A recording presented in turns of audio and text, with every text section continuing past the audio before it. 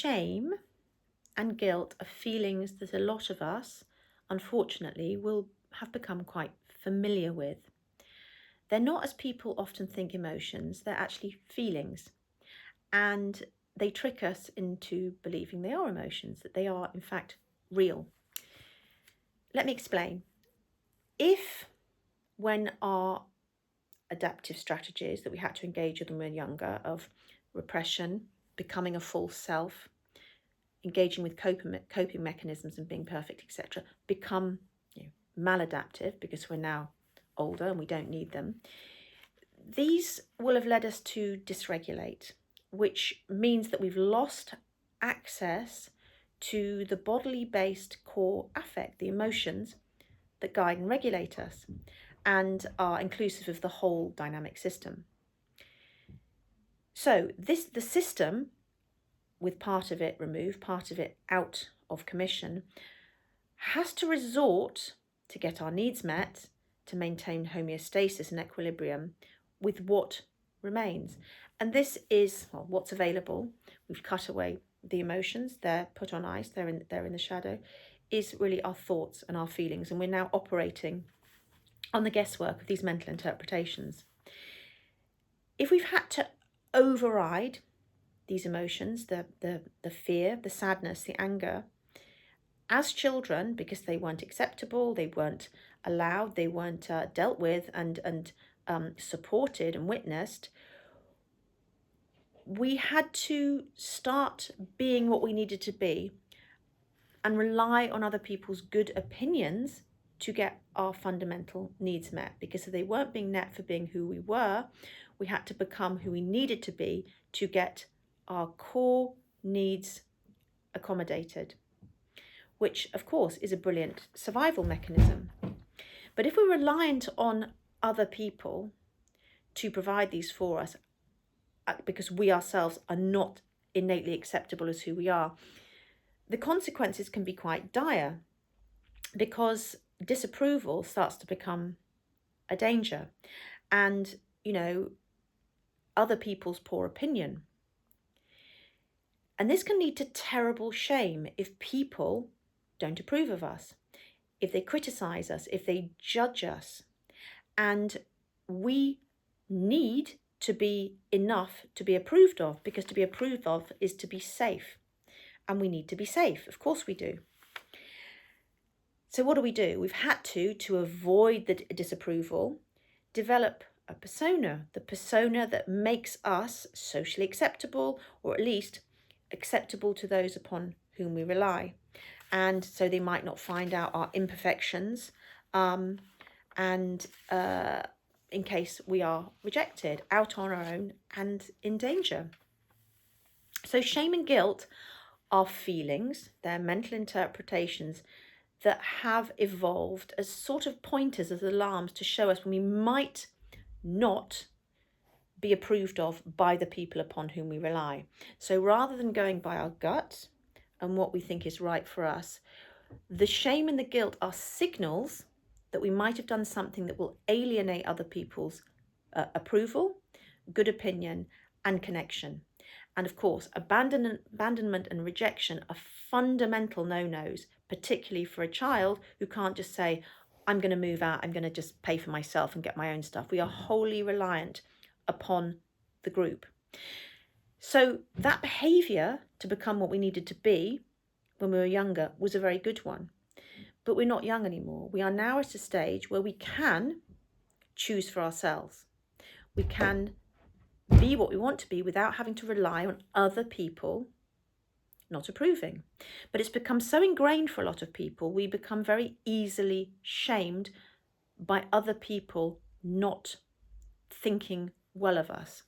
And this, because we've lost access to our primary affective experience, the emotions, shame and guilt act as an inhibitory defense also. So if we learnt we weren't able to be sad or angry or whatever, we had to be who we needed to be, and that didn't include being these things over here, it's an automatic way that the psyche will evolve to block access to those core emotions to effectively keep the persona going, keep them in the dark. And therefore, we've lost the ability to the direct somatic experience, which, you know, this is right brain activity, instinctual. It's nature, as opposed to the left brain, which is the control, the feeling, and the mental interpretation. Our emotions need to be seen somatically, they need to be felt in the body, they need to be mentally experienced, but in the body, wordlessly. But instead, we often experience them intellectually. And for a lot of us, with strong feelings of shame and guilt, fear is at the root of this. Fear of being not good enough. As I said before, fear of being criticised, judged, exposed for being just, not perfect, exposed for being a normal person, for being seen as vulnerable, because perhaps at some point in our lives, to be vulnerable meant danger. We might be mocked, we might be made even more at danger. So we had to protect ourselves by becoming strong and pretending we were okay when we weren't, to block out our fear, to pretend we weren't sad, to squash down our anger, because that might have actually caused further conflict, which could have endangered us. It's all about not allowing rejection. It's about avoiding abandonment. And the rejection from the group is so fundamental. We are tribal creatures. We exist in groups and we need each other. So it's very, very important. And to a child, to be excluded means death, literally, because you don't get your resources, you don't get the food, you don't get the shelter, and that's it. So we have to realise that sorry, that was my dog running in the room. To resolve all this, it is simply a mechanism. The shame and the guilt is a mechanism that has to have been put in play as an adaptation, because we had chopped off direct somatic access to the true system of guidance, which are our emotions.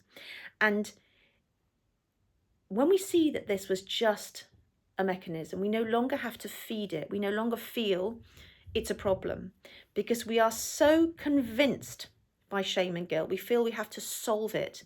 It's something that's so problematic we can't actually allow it. If you go to the root of it and recognize it, it's just an old fear from childhood. Fear of being authentic, fear of experiencing something that at the time felt so overwhelming, it had to be blocked and chopped off and overridden. We can start to work with it and to just allow it, realizing it's effectively just an old program that we no longer need. And we don't need other people's approval. We need some people's approval. We don't need everyone's approval.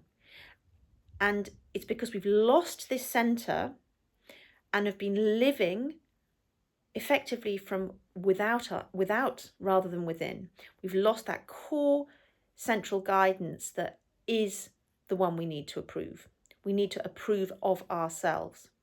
And just a note of caution here, if you don't like yourself, stop being the one you call yourself and start being the you, because it's the you that is the true you. The yourself that you're disapproving of is actually your persona. And this is part of the issue of, as we start to integrate these parts, that persona will dissolve and these issues will be rectified. Another thing I do want to say, that shame and guilt itself is a mechanism which, in a fully regulated person who is accepted and innately included for who they are, it can be a useful tool to say, oh, you might have hurt someone. You might have done something which you need to reflect on, update your opinion on, and change. That's a different thing, because that's happening authentically and appropriately. It's relating to the present. It's an opinion that's being given from your authentic self to reflect on an action you've taken that might have not have been the wisest. You then use that as a guidance to perhaps look at it differently, contemplate it. But this is a different thing. The shame we're talking about here is an energy of its own, which is causing people a lot of distress because they think they have to do something about it. No, recognize it's just something covering a core emotion that we had to suppress and then repress over time. And for a lot of people, not being perfect, getting it wrong, sometimes not sticking to the schedule, sometimes not being as controlled as we should be if we've committed to something, will give us a sense of shame. I'll be found out, I'll be rejected, I won't be good enough, and I might be abandoned. It's normal, it's fine. Use it as a quick jolt to go, oh, I just need to experience an emotion that I've bypassed. There's nothing more than that. Unless, of course, it's standing in front of you, something really obvious, and then you'll know.